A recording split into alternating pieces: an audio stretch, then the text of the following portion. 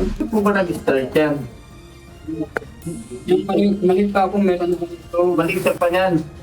Yung paglaki na yan ng paa mo.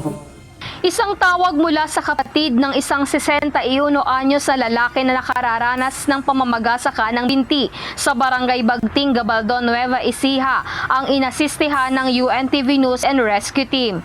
Bukod sa pamamaga ng binti nito ay mayroon din itong mga sugat. Humingi sila ng tulong sa grupo upang maihatid sa ospital ang pasyente para sa kanyang check-up. Nadatna ng team ang pasyente na nakaupo sa loob ng kanilang tahanan. Isinagawa muna ang paunang assessment sa senior citizen. At pagdating namin doon sa bahay ng pasyente, agad namin inassist yung pasyente at kinuhaan namin siya ng vital sign. Maingat siyang isinakay sa wheelchair at ligtas na inilipat sa rescue vehicle. Ayon sa pasyente, mula pa noong siya ay grade 2 ay may sakit na siyang ganito. Halos 20 pulgada ang laki ng kanyang binti. Mayroon ding mga bukol ang pasyente sa buo niyang katawan.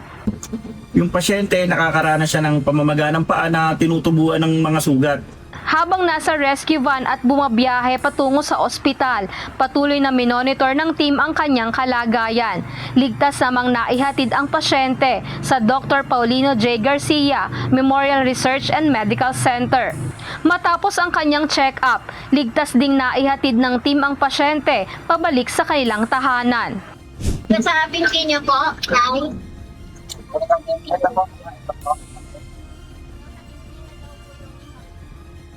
Isang 63 anyos na byuda sa Marulas, Valenzuela ang inasistihan ng UNTV News and Rescue na madala sa ospital. Bigla itong nakaranas ng pamamanhid ng kanang bahagi ng kanyang katawan mula balikat hanggang binti. Habang naka-standby po kami, may bigla pong in-endorse ang mga medical doctor na meron daw po for transpo dahil sa nawalan daw ito ng pakiramdam mula balikat hanggang binti. Kaya agad na isinakay namin po sa RV papuntang malapit na ospital. Habang nakasakay po sa RV ay nakita ko po na bigla po siyang namilipit sa sakit at parang nandigas yung kanang kamay niya. Tapos nung matapos po siyang mamilipit po ay ni-assess po namin siya, ginawanan po namin ng vital signs at pupillary action.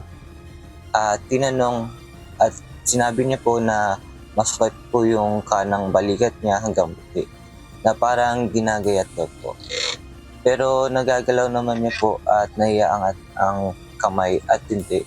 Pero kapag hinihipo at hinahawakan po ay wala po siyang nararamdaman. Habang nasa biyahe ay patuloy na binabantayan ng team at ina-assess ang ginang hanggang makarating sa Valenzuela Medical Center para sa karagdagang atensyong medikal. Sa mga nangangailangan ng agarang tulong sa panahon ng aksidente o sakuna, maaaring makipag-ugnayan sa UNTV News and Rescue Hotline 8911 UNTV o 8911-8688.